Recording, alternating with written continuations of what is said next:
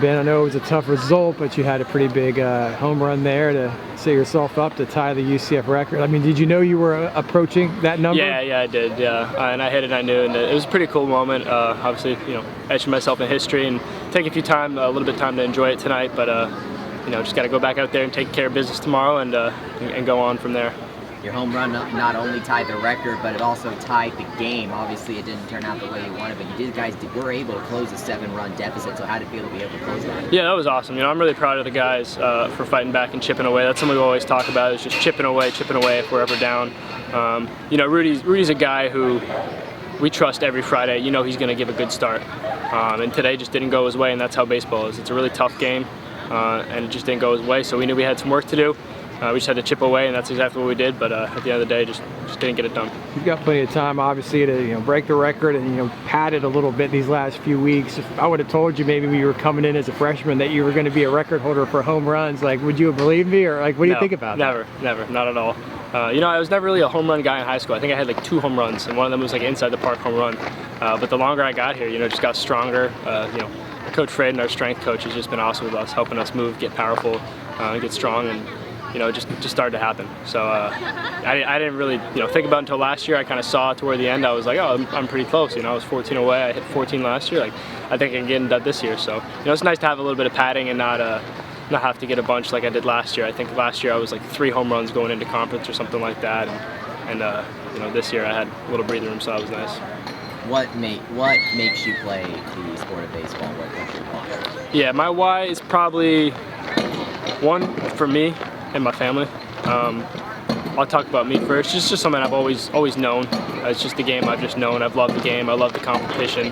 I love the aspect of failure. It's one of those only sports where you fail 7 out of 10 times and you're a Hall of Famer, so they say. Just that whole competition of trying to become a better player, a better person. I love that aspect. And then for my family too, the support I've had through the years, them coming to watch me and help me get to where I am today. I know they enjoy coming to watch me play, and I enjoy it just as much. So it's both ways for them and for me. You ever envision yourself being a record holder as a power hitter when you were playing baseball?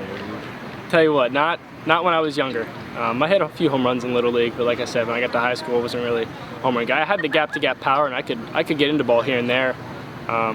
But like you said, freshman year, would have been like, you're crazy.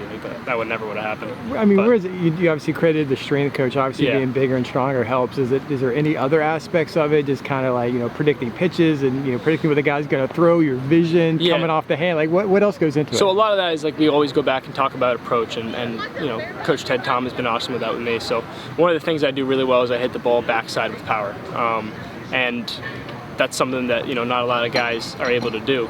And for me, I just got to capitalize on that and knowing what pitches I hit well. So, for me, I hit the pitch middle to middle away really, really well. So hunting those pitches and taking the ones inside where I don't hit as well. The more you do that, the more you get to run into baseballs and the more home runs and doubles and stuff you hit. So, pretty much that.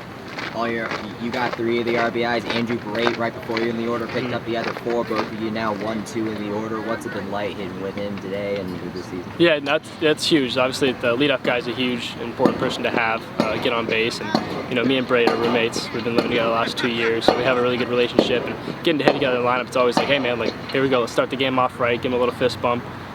He gets on base. I know that I can get the job done. No matter what inning it is, whatever happens. So having Brate there is huge. It was a huge at-bat for him today to get those runs in to allow us to keep it going and get me up. And we just gotta keep it rolling.